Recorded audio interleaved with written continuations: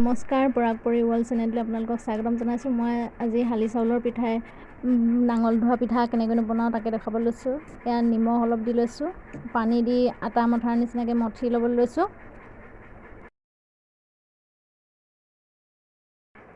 এই পিঠাবিধ অসমীয়াৰ পৰম্পৰাগত। উজনি অসমৰ ফালে খেতি উঠি নাঙল ধুই পখালি এই ভাগৰ মাৰিবৰ বাবে এই পিঠাবিধ খোৱা হয়। এয়া মঠি হৈ গৈছে।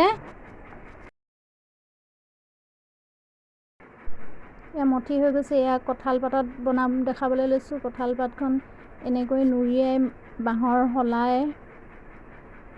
খুচি লৈছোঁ।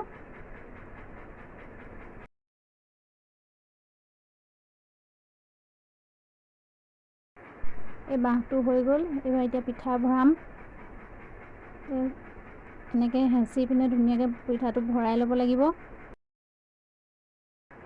এই সকলোখিনি ভৰাই হৈয়ে গ'ল।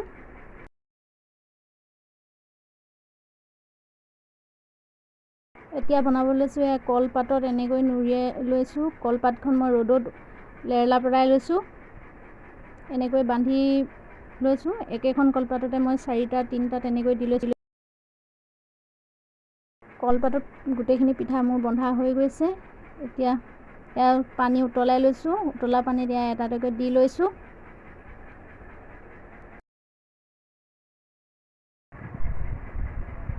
এতিয়া দিছোঁ এই কঁঠাল পাতত ভৰোৱা পিঠাকেইটা।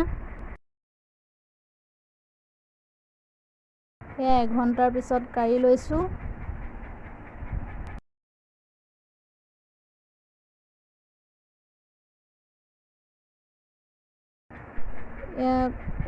চৰুৰ পৰা উলিয়াই হৈ গ'ল। খুলি লৈছোঁ। খুব সহজেই হয় এবিধ পিঠা। আপোনালোকে যদি খোৱা নাই বনাই খাই চাব। ভিডিঅ'টো চাই ভাল পালে চেনেলটো ছাবস্ক্ৰাইব কৰিব।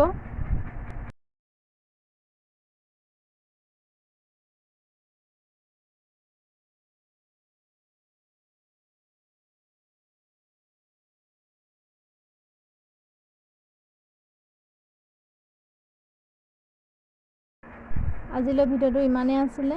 সামৰিছোঁ। ধন্যবাদ।